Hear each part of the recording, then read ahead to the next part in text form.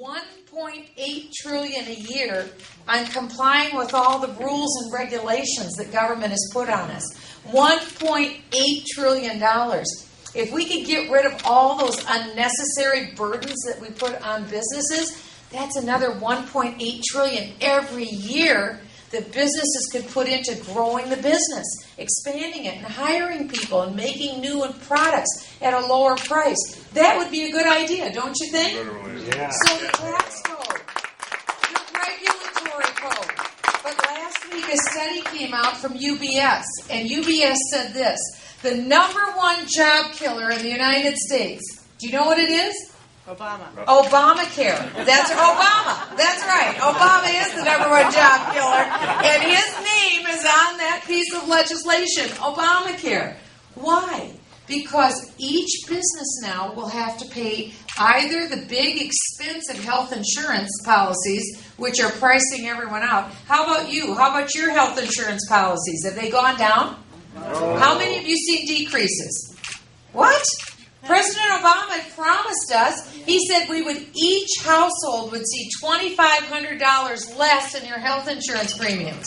So how many of you are paying $2,500 less?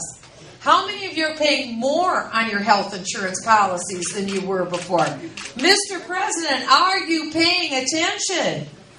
Now that's a pretty remarkable statement. He said we had to hurry, hurry, hurry. We didn't even have time to read the bill, because we had to hurry, hurry, hurry and get it through because we're going to save so much money.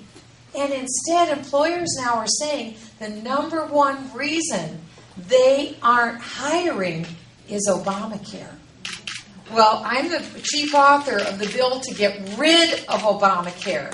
And as president,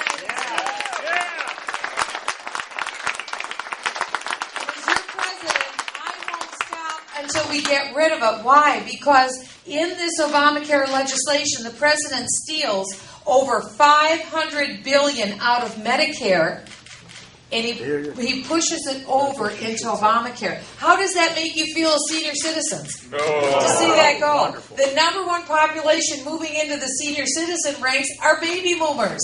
We have more people moving into needing Medicare, and there's over $500 billion less. How is that math going to work out? So what the president is planning is to have Medicare essentially collapse, and people will move into Obamacare. But that's not such a good deal, is it? No. Because we understand that there's a brand new board that he put into place called IPAB, 15 political appointees, and they'll be making the decisions whether you get your health insurance or not, or whether you get your health care or not. They may say you have health insurance, but the question is, will you have access to what you need for your health care? Well, are you content to have 15 people in Washington, D.C. make that decision? No. I don't think I trust those people. I think I'd rather trust my doctor in Cedar Rapids, don't you? At least I hope I have a doctor left in Cedar Rapids, don't you? That's a big issue. You see, we can't settle this time on our candidate. We need a fighter this time. We need a champion this time. We need someone who's been in Washington and who's actually seen what these problems are and who's actually fought against these problems, like Obamacare and like the problem with credit. I sit on the Financial Services Committee. I fought with Barney Frank on more than one occasion, on many occasions. And that's why I'm the chief author on the bill to get rid of his signature piece of legislation, Dodd-Frank, which is killing small businesses in this state. It's seizing up credit. And here's something else we can't compromise. We can't compromise on the issue of standing squarely for protecting human life from conception until natural death. We need a candidate who's going to stand for life, who's going to stand for marriage, and who's going to stand for the family as the basis and the bedrock of this nation. We can't compromise this time. We have to have a candidate who will stand. And here's something else that we can't settle for. We can't settle for a candidate that doesn't understand the problems in the Middle East, who doesn't understand the problems that we have with Afghanistan and Pakistan, who understands that we've got to stand strong with our ally Israel.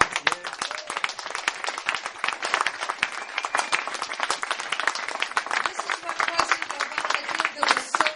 Congress, every president has made sure there's no daylight between the United States and between our relationship with Israel. This is the first president who made sure that the rest of the world knew that there was daylight between the United States and Israel. And when that happened, then we saw the rise of Palestine demanding statehood without any negotiations. What are those negotiations?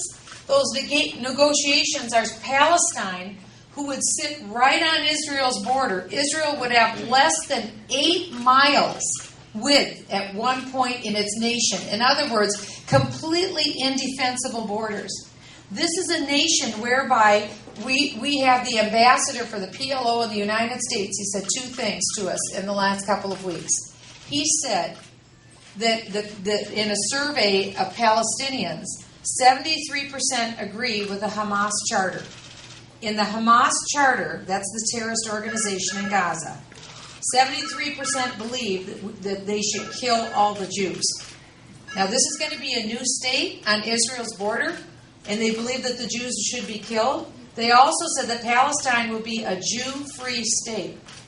Now, in Israel, Israel's welcome they invite Arabs into their state. And they even have Arabs serving in their parliament. But right on their border, they're being asked to have a forced neighbor that wants to see them killed. Now, is this a good idea? No. This is going to lead to more instability, not to peace. We need a president. That's why we can't settle this time on a candidate that doesn't understand the problems with the Middle East region. I'm privileged to sit on the House Permanent Select Committee on Intelligence. We deal with the nation's classified secrets. We're briefed regularly on the problems that are occurring across the world.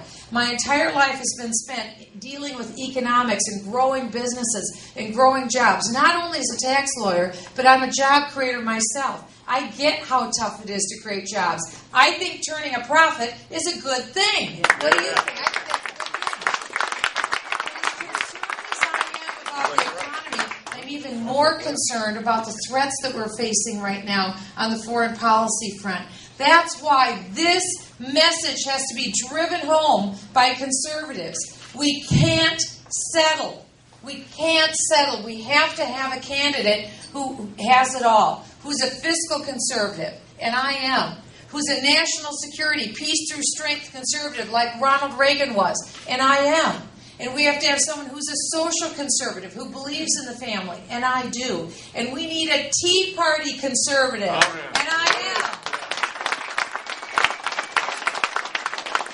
Recognizes that in Washington, D.C., both parties have made mistakes, and both parties need to be challenged. Because what we need to do is fight the political class and stand up for the real class, which are the people all across America that have built up this nation. So I just want to say, I think it is remarkable that you've come out in the middle of the day when everyone is working. I'll write a permission slip for your employer when you leave. And also that you came out today in the rain. I'm so highly honored that you're here. If you have a few questions, let's go ahead and maybe take a few questions. Yes.